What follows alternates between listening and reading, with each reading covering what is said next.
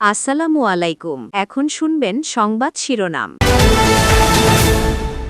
ঈদের ছুটি শেষে কর্মস্থলে ফিরছে মানুষ। ৫ জেলার সড়ক দুর্ঘটনায় প্রাণ ছড়ল ৯ জনের, স্বজনদের আহাজারি।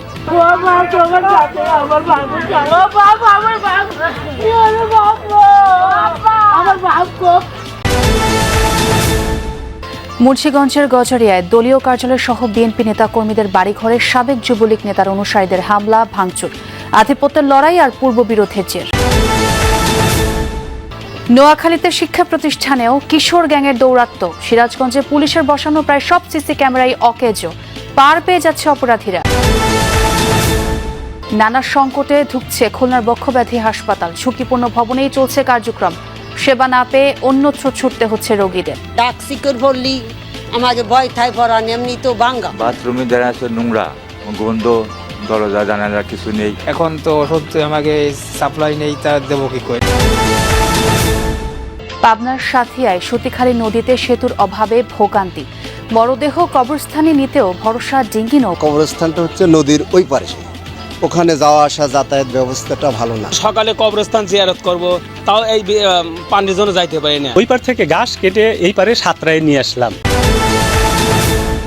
ঈদের ছুটি শেষে ঢাকা ফিরতে শুরু করেছেন নগরবাসী ও কর্মজীবী মানুষ।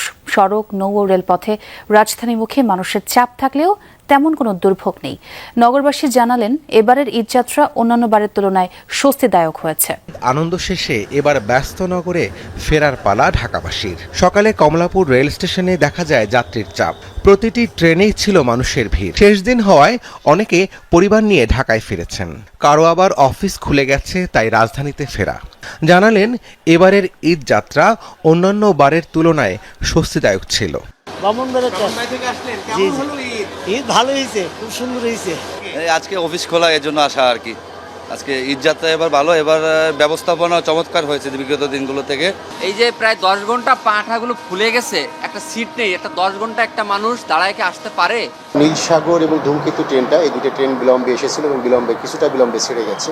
আর বাকি ট্রেনগুলো রাইট টাইম যাচ্ছে, রংপুর রাইট টাইম যাবে, বুড়িমারিও চলে যাবে ইনশাল্লাহ। আশা করি যে সামনে আরও যে কয়টা দিন যাত্রীর চাপ থাকবে এবং সবকিছু স্বাভাবিক অবস্থা থাকবে এবং যাত্রী স্বাচ্ছন্দ্যে এবং নিরাপদে ঢাকায় ব্যাক করতে পারবে। এদিকে ঢাকা টাঙ্গাইল, ঢাকা চট্টগ্রাম ও ঢাকা ময়মনসিংহ সহ অন্যান্য মহাসড়কে যানবাহনের সংখ্যা বাড়লেও যানজট নেই কোথাও। সড়ক মহাসড়কে কোনো দুর্ভোগে পড়তে না হওয়ায় স্বস্তিতেই নিজ নিজ কর্মস্থলে যোগ দিয়েছেন নগরবাসী। লক্ষ্মীপুর থেকে আমি প্রায় 6টার আগে ছাড়ছে, আমরা এখন পৌঁছাচ্ছি। না, আসার সময় স্পোর্ট দিয়ে আসতে পারছি, যাওয়ার সময় একটু সমস্যা ছিল গরুর বাজারের কারণে। লঞ্চেও স্বস্তি নিয়েই রাজধানীতে ফিরছেন কর্মজীবীরা। জানান, লম্বা ছুটি হওয়ায় পরিবারকে আগেই পাঠিয়ে দিয়েছিলেন অনেকে। এবার ছুটি শেষেও কোনো ঝক্কি ঝামেলা ছাড়াই ফিরলেন ঢাকায়। আজকে একবারে কম ছিল, যাত্রী অত বেশি ছিল না, কিন্তু এই 27 তারিখে যে আসছি ওদিন অনেক ছিল। যাওয়ার সময় খুব ভালোভাবে গেছে, আসার সময় খুব ভালো হয়েছে। পরিবহন সেক্টরটা খুব ভালো ছিল এবার। প্রতিনিয়ত যেমন নেয় তেমনই নিচ্ছে, এখানে কোনো বেশি নেই নাই বা কোনো ভোগান্তি হয় নাই। আগামী 2-1 দিনের মধ্যে রাজধানী আবার তার চেনা রূপে ফিরবে বলে মনে করছেন সবাই। অনেক ধন্যবাদ কাউসার আপনাকে। 5 জেলার সড়ক দুর্ঘটনায় নিহত হয়েছেন 9 জন, এর মধ্যে 8 জনই মোটরসাইকেল আরোহী ছিলেন। নিহতদের বাড়িতে শোকের মাতম। দুর্ঘটনায় আহত হয়েছেন বেশ কয়েকজন, তাদের বিভিন্ন হাসপাতালে ভর্তি করা হয়েছে। ঈদ আনন্দের রেশ কাটতে না কাটতেই স্বজন হারানোর বেদনা থামছেই না পরিবারের আহাজারি। এলাকা জুড়েই শোকের ছায়া। নাটোর শহরের আলাইপুরের নানাবাড়ি থেকে মোটরসাইকেলে সিংড়ার দিকে যাচ্ছিলেন ফুফাতো খালাতো 3 ভাই জীবন, হীরা ও সাইফুল। আমতলী ব্রিজ এলাকায় পৌঁছালে বিপরীত দিক থেকে আসা একটি ট্রাক চাপা দেয় মোটরসাইকেলটিকে। ঘটনাস্থলেই প্রাণ যায় জীবন ও হীরার।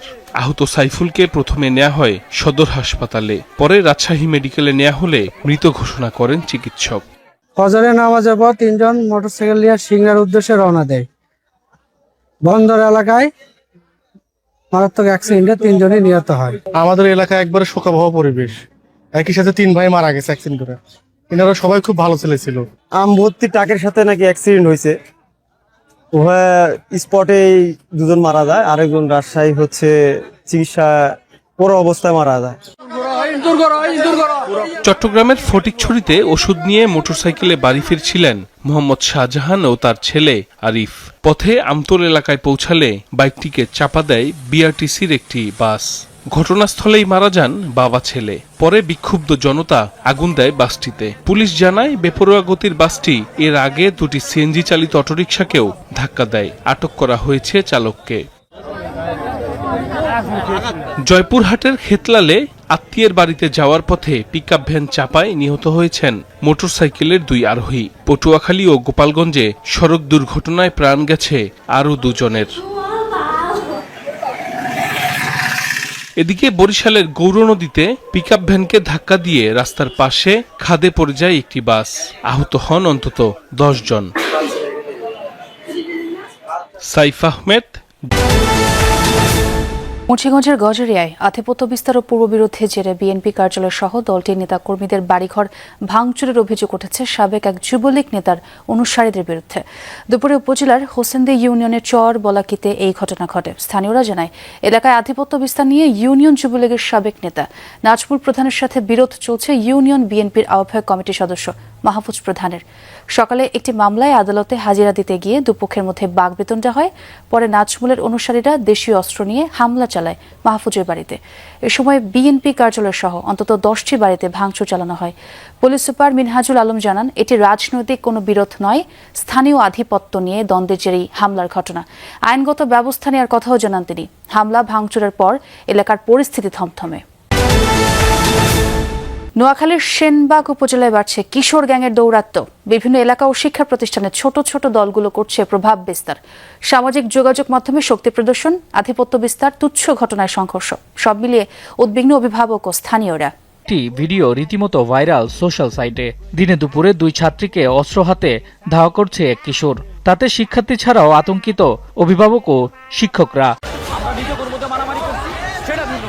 স্থানীয়দের অভিযোগ, জেলার সেনবাগ এলাকার বিভিন্ন শিক্ষা প্রতিষ্ঠানে ছড়িয়ে পড়েছে কিশোর গ্যাংয়ের দৌরাত্ম্য। পৃথক পরিচয় লেবাসে গড়ে উঠেছে দলগুলো।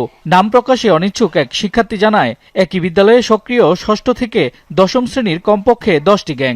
আমি এখন অনেকটা ভয় আছি, মাদ্রাসায় ঠিক করে যাইতে পারতেছি না। GMS20, TX20, TX20, SDB, আরো এরকম অন্যান্য আরো অনেক গ্রুপের নাম আছে যেগুলো আমার হয়তো মনে নাই।